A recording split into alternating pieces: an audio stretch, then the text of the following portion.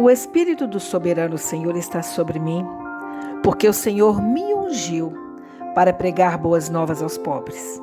Ele me enviou para restaurar os contritos de coração, para proclamar a liberdade aos cativos e a libertação das trevas para os presos, para proclamar o ano do favor do Senhor.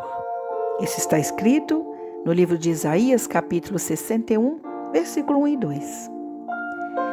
Yeshua se levantou na sinagoga de Nazaré e citou as palavras de Isaías 61 e então disse: hoje essas palavras se cumprem aos seus ouvidos. Ele estava aplicando a si mesmo o papel do ungido Messias, que estava trazendo um ano de jubileu, o ano da graça do Senhor. Quando ouvimos falar de um ano jubileu como uma imagem da vinda de Yeshua, pensamos nele como um ano alegre de celebração. Podemos pensar em como ninguém poderia cultivar sua terra naquele ano. Então, parece uma época maravilhosa de tranquilidade e descanso, como o próprio céu. Ou podemos pensar em como seria maravilhoso ter todas as nossas dívidas perdoadas. O que é intrigante é que descreve o jubileu como boas novas para os pobres. Por que o jubileu não seria uma boa notícia para todos? Se olharmos para a celebração do ano jubileu, realmente seria apenas uma alegria para as pessoas mais pobres do país. Para os ricos que compraram terras, eles teriam perdido suas propriedades, devolvendo-as aos proprietários originais. Para todos, teria sido um momento de relativa escassez. Eles ainda tinham que alimentar suas famílias, mas os campos não deveriam ser plantados.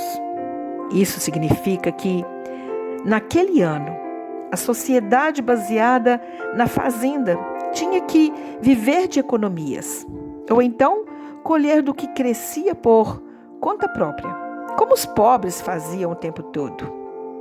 O diarista, que mal ganhava o suficiente a cada dia para alimentar sua família, acharia aquele ano especialmente difícil porque não conseguiria trabalho nas fazendas. A única pessoa que se beneficiaria muito com o jubileu é o mais pobre dos pobres, que ficou tão empobrecido que teve que pedir emprestado, o que só foi feito por desespero, ou forçado a vender suas terras, ou mesmo ser jogado em dívidas prisão. Para ele experimentou a maior alegria de ser libertado da dívida que o estava estrangulando.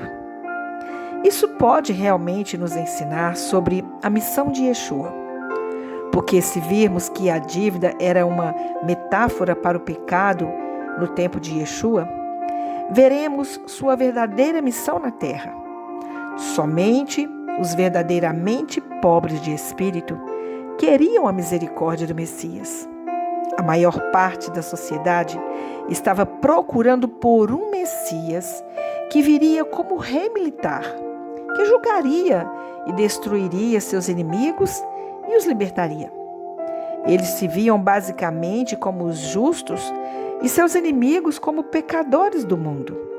Somente aqueles que reconheceram sua própria pecaminosidade veriam a grande dívida que tinham e desejariam que o Messias viesse com perdão para eles e para seus inimigos. Para estes, Yeshua realmente veio com as boas novas do jubileu. Baruch Hashem, que o eterno nosso Deus nos abençoe com essa palavra, porque com certeza Yeshua chegou trazendo boas notícias para os pobres. E quem são esses pobres? São todos nós, todos aqueles que são pecadores e que não têm com o que pagar. E nós sabemos que o próprio eterno nosso Deus, Ele pagou de si mesmo por uma dívida muito grande que tínhamos com Ele.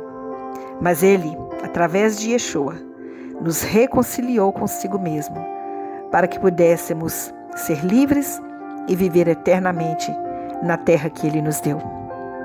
Querido Deus, graças te damos, Senhor, porque Tu és um Deus maravilhoso. Obrigada, Pai, porque o Espírito do Senhor está sobre Yeshua. E Ele veio a esse mundo, ó Pai, para restaurar as nossas vidas e restaurar o coração daquele que verdadeiramente se encontra numa condição de pecado, naquele que verdadeiramente tem a consciência de que é um pecador e que sabe que jamais poderia ser liberto se não fosse por uma intervenção do Senhor. Por isso nós queremos te agradecer, ó Pai, pelo ano aceitável do Senhor, pelo favor do Senhor. Obrigada, Pai, por este jubileu.